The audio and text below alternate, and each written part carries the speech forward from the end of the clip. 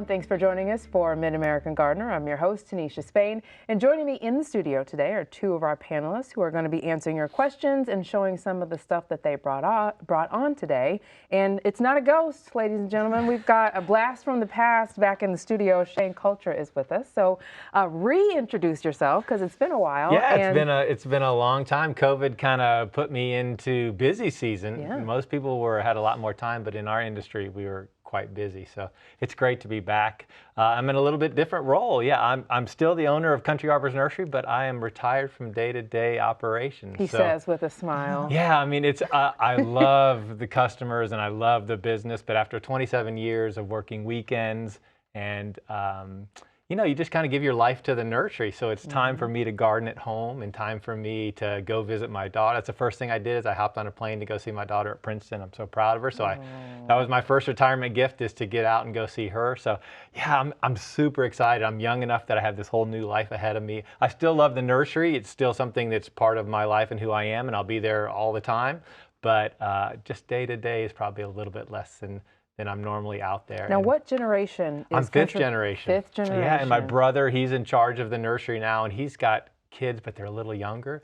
They're under 10, so hopefully that generation will come up and work. But there's 40 great people at the nursery. They're all smiling just like I am. I'm smiling a little bit more just because I have more time. I don't know if my wife's super excited about seeing me every single day, every single moment, but our yard will get nicer. I'm actually going to do the dishes. So it's a great new moment for me. That honey-do list, that's just been kind of... Yeah, it's been there for almost 30 years, and now I'm starting to scratch things off. So there you go. Yeah, it's a super exciting time for me and my family. Excellent. Well, welcome back. Yeah, thank you for having me. All right, and Jen?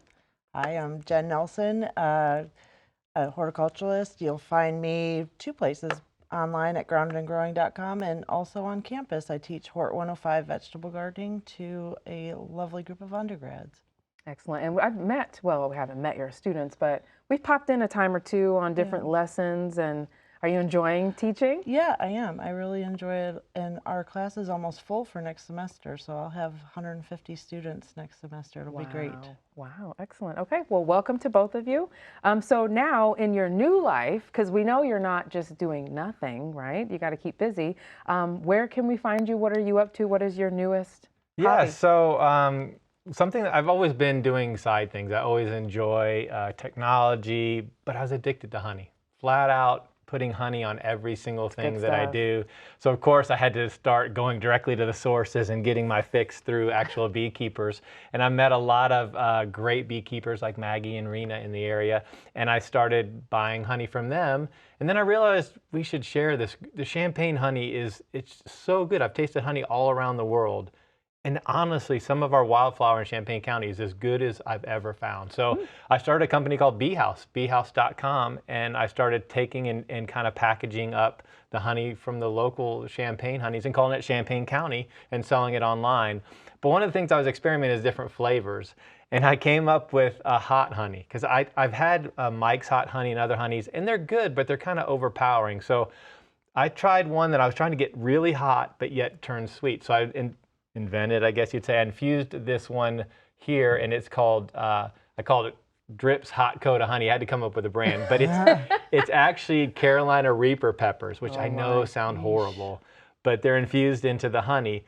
But anybody who's tasted it has said that it starts out hot and a little scary, but then finishes super sweet. So it's perfect for cooking, perfect for putting on like nachos or chicken, things like that. It's a really good flavor, and I'll leave you a little sample so you can say, but it does sound scary. But it sounds terrifying. Not. I will say this, do not lick the lid. Oh no. The problem is I seal it with a magnetic sealer, so it seals a bottle like a medicine bottle, but it brings up the heat to the lid. So if you lick the lid, somebody called it devil's breath. You couldn't taste for 2 days, and I've had several people say the same thing. If they lick the lid, they couldn't taste for a couple days. But other than that, I promise Once you get past that. Other than that, it's actually an incredible honey. And so Rachel, one of my partners in this, she did some coffee honey that's incredible. She did a small batch that I think we're going to do. So I just love it's local honey. It's bees. It's a great hobby. It's a great flavor. There's everything good about honey. There's nothing wrong with honey, I guess, unless you have diabetes and you're eating too much sugar. But other than that, it's been something I really enjoy doing. I'm going to keep my first hives now that I've retired. I can actually have have time to keep bees. I know it's a lot of work, so now I have the time to do that. So that's one of my first things is a little honey and a little beekeeping, and we'll do that. So Yeah, that's intimidating. it is, I like I mean, said, when you say Carolina Reapers, and that pretty much people run from that point. or the daredevils They run are towards like, it or they run away challenge from it. Yeah. accepted, you know. And I have a couple bottles that you will not want to touch, but that's not that's not a great honey. It's too much. It's just Now, torture. is this the hottest one that you've This experimented is the with? blandest one. The blandest? It's still hot, Wow. but it's cookable, it's usable, it's workable. It's something you'll get on a daily basis. And people come to the nursery, and it's also at Art Mart. Art Mart sells a lot of it too. So yeah, I think it's great. Now, this particular one, what do you enjoy it on? I put it on bagels because I like it a little spicy. I put it in a little bit of tea to make it a little spicy. But my favorite's on chicken and nachos. You put a little bit on the chicken and on the grill. It's perfect, a perfect heat. And I'm not a heat guy. I'm not the guy that wants to wipe his nose all meal. The whole time, and you can't taste the food, and you're crying and sweating. And No, I just want a little sriracha or a little heat, just little a something. little something. Yeah. Oh my gosh. Okay, well, I'm excited, Yeah, but well, also a you little get bit one, concerned. so. Okay. All right. Thank you, Jen. What'd you bring us? What should I start with? Surprise us. I brought a teeny tiny terrarium. This thing is so It's funny. so tiny, and it was something I got in Denver when we were visiting this summer, and I was like, well, I know I can grow cactus from seed. I've done it before. Oh. And so I brought this home and we did it as me and the kids did it, and it's growing. It's a little tiny spider cactus, and it's slow to get going, but it's starting to form some spines. I don't know if you could see. You grew that from seed? Mm-hmm. Wow. Yeah, I mean, it's slow. I got time. I can watch it. It is pretty cute. Patience. Yeah, So when did you start the We seed? went to Denver in June, so I probably started this late June. Oh my gosh. Yeah, so it's slow, but Slow. but it is growing. I thought it was a dud. Sometimes this stuff is just kind of novelty, and it was at the Science Museum, and I thought Sure, but you had to but try. I had to try. That is a tiny, tiny little. It looks like if Shaq were to hold a normal one. Yeah, Right, like, I'm right. trying to look around for things to hold so you can see it to scale because it's so tiny. Yeah, I guess my hand, but So how long will it? I mean, wow. I don't know how long it will last. I hope it will get big like the picture suggests on the box. I grew some cactus from seed before, and they were well over 25 years old when they just kind of went belly up, and I'm not sure why. But Interesting. Well, score one for the Science Museum on this one. Okay. So Shane, let's talk about you getting back into your garden at home. Yeah. So What did you grow this summer that you were not able to do? So normally, years? because I'm so busy, I try and bring home 5 or 10 plants a year and just kind of fill the space. I've been in the same house for 17 years, almost 18 years. And when I did it right the first time. I got the anchor trees in the border trees. So I really did a good job with that. But over the years, you know how perennials they kind of peter out or they move. I haven't really touched any of that lately. So it'll be nice to fill in all those holes and get the flowers going again. And I've always had the crews from the nursery come and clean up everything. I actually might do that myself this year. Actually do that. I actually took the pots and put them in the composter for the first time. At the end of the year, they usually sit out there, and we've all had that where we grow a pot or a plant that's not seasonal, and we just leave it all winter. I actually took it to the compost and dumped it and cleaned out the back patio for the first time in 17 years. So It's the little things. it's a noticeable difference in those kind of things out there. And yeah, so I'm spending more time out there in the backyard and cleaning the pond, just all those little things that you should be doing that make it a little easier in the spring or a little nicer, and we just don't make the time. I always say there's always time to do everything you want. They're not a priority. You just don't make the time. Sure. So, my wife always said, if you wanted to go, you would definitely find a way to go. If your friends asked you to do it, you'd be all over it. But since you don't really want to do it, you can't find the time. So now I have the time, and I'm gonna definitely plant more perennials. I love peonies. I've always wanted to have like 100 peonies, and it sounds simple. If you own a garden center, you could have as many plants as you want, but the cobbler's son has no shoes. So so now that hopefully will change. Hopefully my brother will let me steal a couple plants and bring them out there. You know, it's if you're not out there working hard every single day, you feel a little more guilty just coming in there and taking some plants back. But I think after 27 years, they can give me a couple perennials out there. Or a discount at least. A discount at least. I'm sure my brother will treat me right. So this time of year, as we're, you know, kind of watching the garden go to sleep, what do you tell people, or what did you tell people at the nursery when you're dreaming about the year ahead? What can we do now to sort of imagine our scenescape? Or Absolutely. So preparing the bed for the winter. I always tell people, the winter is your longest season. We always want to plant things for spring and get the beautiful flowers, and that's what people think of, but winter is the longest. And you want to take advantage of any nice breaks in the weather all the way from October all the way through January. And there are always some breaks. It always brings us a break. And so you want to go out there and clean up some of the things that you didn't clean up, maybe shape them a little bit. You're going to have to look at them for the next 3 months. So if you have this thing out, let's say out your kitchen window you see every day that's all scraggly, when you find a nice break in there, go ahead and trim it up a little bit. You don't have to take it back hard, but just shape it up a little bit. So for the next 3 months, you're looking at something that's a little bit nicer. Or maybe clean it up a little bit so you can see the birds that like to roost in it, and move that, you know, get all the things out of the way that you haven't gotten to do, and just kind of clean the place up a little bit. Move those pots that are sitting out in the middle that could possibly break. Spend the time and clean them out and flip them over so that they don't break, so you don't have to buy another pot. And just take advantage of these breaks in the weather. I know the first thing in the nice weather we want to do is maybe go take a walk, but kind of think about and put a list of things you want to get accomplished on that first nice day. And we're going to get a couple here over the next couple. You know, last week was brutal. And we decided we're going to hunker down. Well, don't hunker down quite yet. Get those things done out there. Even a couple plants, I know if you're like me, there's a couple plants we need to dig up still. I have a couple plants sitting in pots that I haven't even planted. That's going to happen this week. Get them in the ground. It's still not too late for most things to just get them in there and mulch them in. They're definitely better than having them sit along the house. Sure. So yeah, this is really your next 3 weeks to get your last things done, and you got another 3 months of looking at whatever that was. Whatever it is. Yeah. Okay. And Jen, this kind of leads into the question I was going to ask about winter bulb storage. This is from Maryland in Normal, Illinois. When is a good time to, well, if you haven't, let's start it completely over. If you haven't dug up your bulbs yet, can you still do that? Yes. So say textbook answer versus reality. Textbook answer is after the first light frost, as the foliage gets kind of knocked back, time to get out there and dig them up. If you haven't made the time, might be the case at the Nelson household. Dig them up and look. If they've been frozen solid, they're probably going to be mushy and possibly brown. That's bad when it comes to bulbs. So you want something that's still firm. Not that it's frozen. I mean, these warm days coming up would be a good chance to look at that. How we do it, there's lots of different ways to do it. There's lots of, depending how much time you have. We knock the dirt off and put them in a tote in our crawl space, and they do well. And that's how I've done cannas and colocasia and those types of plants.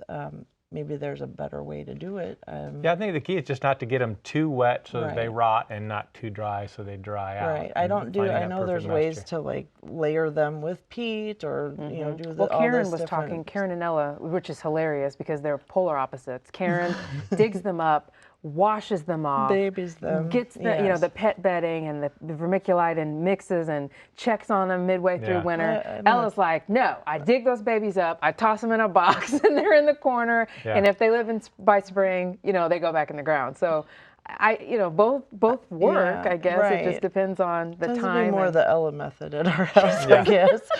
Yeah, it's like survival of the fittest. Survival of the fittest for sure. Hope you make it. Okay.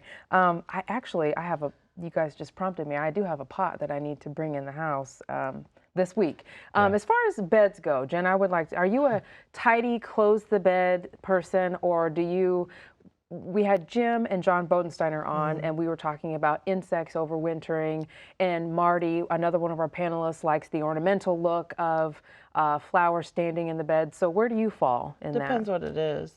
Like, of course, our ornamental grasses we leave up. There's some stuff that I was thinking this week will be an opportunity to get out there and clean up some annuals that are finally dead. Some things like cosmos just seem to keep going and going, and last week put an end to that. So That was it. some of that stuff I'll clear out, but definitely some of the stuff that gives more structure over the winter, I do want something to look at. I don't want to have a moonscape out my kitchen window. So I'll kind of pick and choose that way. Gotcha. And anything with foliar disease that tends to have problems with the leaves, you want to get the old leaves right. out. That's a really important one because that disease does stay on the leaf, and then next year when it rains, it just splashes on the leaves and it starts all over. What So are some plants that you guys want? Tomatoes, like we definitely pulled all of our vegetable plants out. That's a Gotcha. big one that has a lot of diseases that will overwinter. Maples and fruit trees can get foliar disease, and those leaves that people want to use them for bedding, and that's okay if they compost up hot enough. But if they're just flat leaves from last year, that disease is just going to stay on there, and so you want to get rid of all that stuff. And that's why you clean up. Is most of the time you get rid of the bugs and the disease to trying to get those out of there, so you don't start the same cycle next year. Gotcha. That's a good reason to get rid of some of that. But ornamental, I like to leave stuff. Like I said, winter's a long season, so I like a good dried flower head to catch some snow. Just something to look at. And I might give you some ideas too of where you have those holes in your landscape where you do need something to look at, and you can't have a bed that's all perennials that die back to the ground. You probably want some that are going to have some structure above ground. And you can get some great deal on bulbs, so you can still break the ground right now, and if you can find some bulbs at a really good price, it's still a great time to throw in those bulbs for next year, because nobody remembers until next year.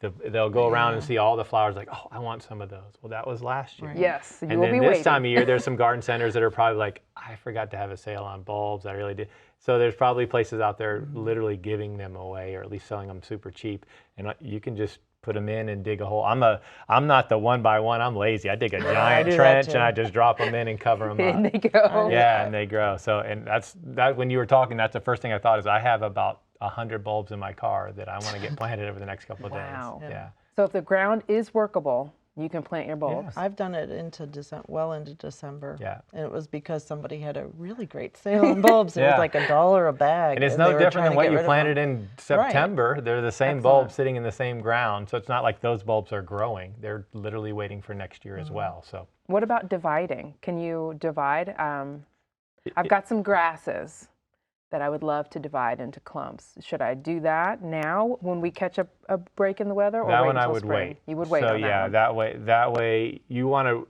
to divide when things are just starting to get a little energy. So I always tell when you see a grass that's starting to just get a little bit of green, perfect time to divide it up and plant it, because it's starting to grow and starting to send roots and starting to get ready, and you want to catch it right at the beginning of all that. Gotcha. Doing it now, you're really just setting it out there and subjecting it to winter.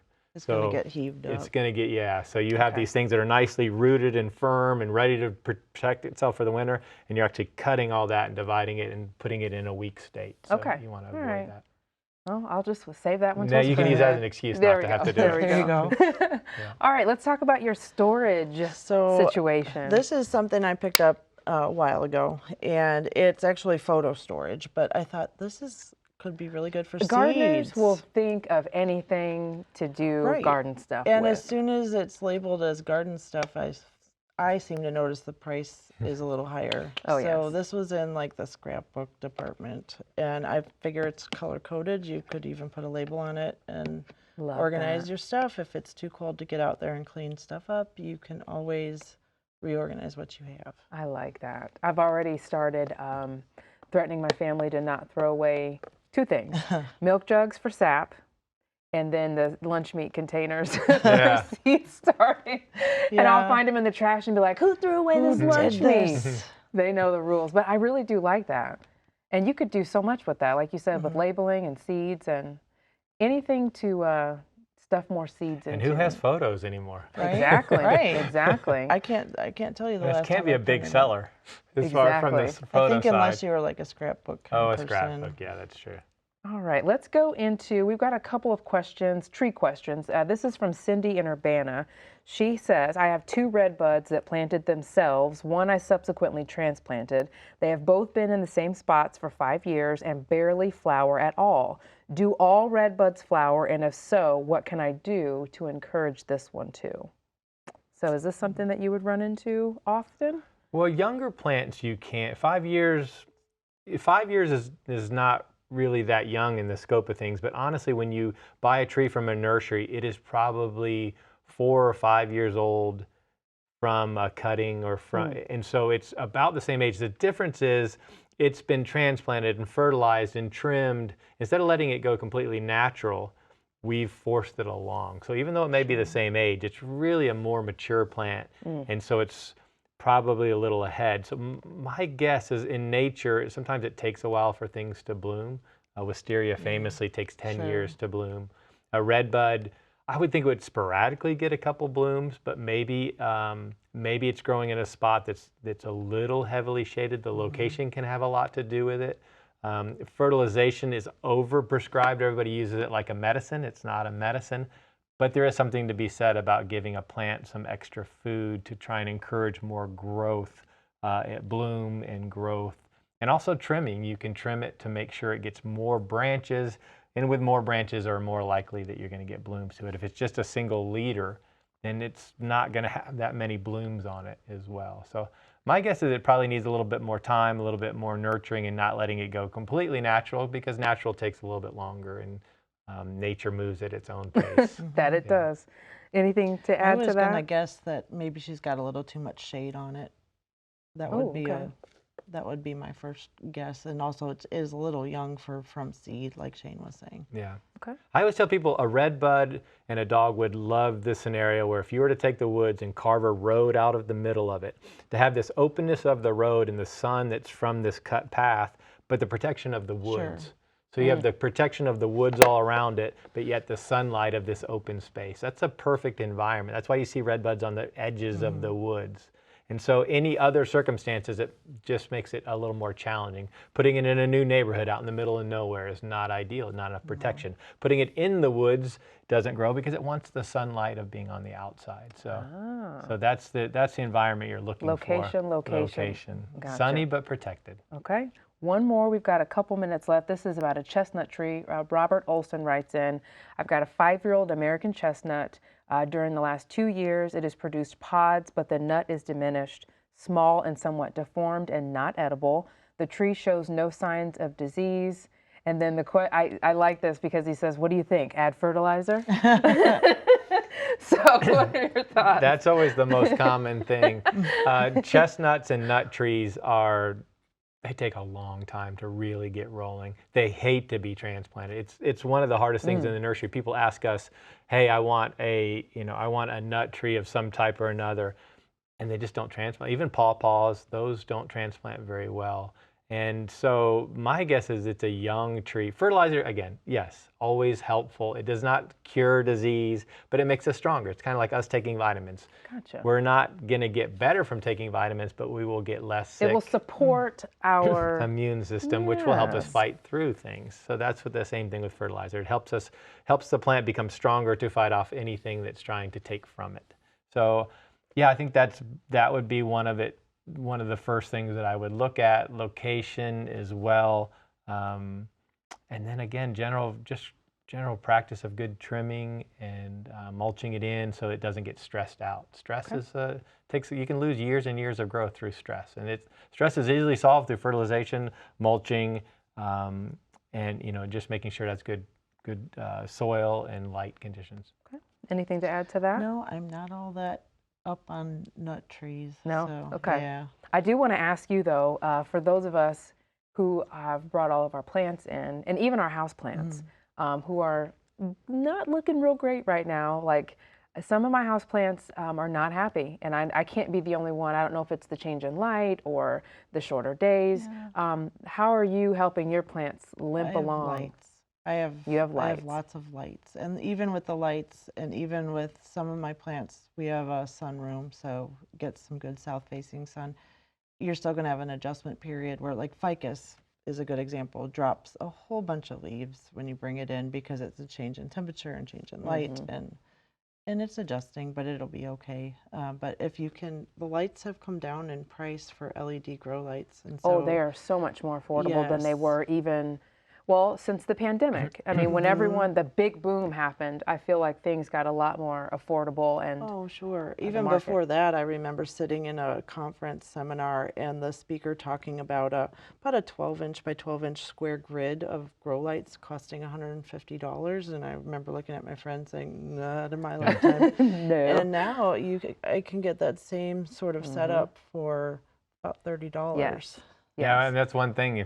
Whether you agree or don't agree with cannabis, you can thank them for cheap grow lights There you because that's go. the industry that's really boomed, and so it's made everything more affordable because it's in Good such to demand. know. Good That's to an know. interesting It fact. is That true. is. That, I mean, it makes Yeah. perfect sense. It Yeah, does. it has led. A lot of things have gotten much cheaper because it's such a big market and people have entered and gotten to scale in production. So. And they make, I mean, the clip lights and the clamps and how everything is just so affordable. You can get the pots with the lights attached. Yeah, I mean, I've got one on a tripod. yes, And, yeah. we're all very. And just accept your hibiscus is going to look horrible in the I, winter. yes. It's just going to, I'm growing peppers. I have my pepper plant in my window and it looks horrible, but it's producing pepper and getting new growth. Yes. I just know that as long as we keep them alive, We just have to get as soon as we get through them it. out there to spring, they'll look amazing Yes. again. And for some of them, resist the urge to cut them back, like hibiscus, even if it looks like it's got mange and it's just Yeah. limping along. Because you don't want to prune it and encourage new growth in crappy conditions Got it. because it's just going to be Just let it weak. limp along. We're just trying to get it through the winter. Just trying to get Right. it through. Yeah. All right, guys, we're out of time. It goes so fast. It does. Thank you so much. Welcome Yeah, back thanks to for the having fold. me back. This is great. Can't Yeah. wait to hear more about the honey and more flavors coming down the pike. Jen, always a pleasure. Hey, thank thank you for you. coming, and thank you for watching. If you've got any questions, you can send them in to us at yourgarden@gmail.com. You can also find us on Facebook, Instagram, and Twitter, and we'll see you next time. Good night.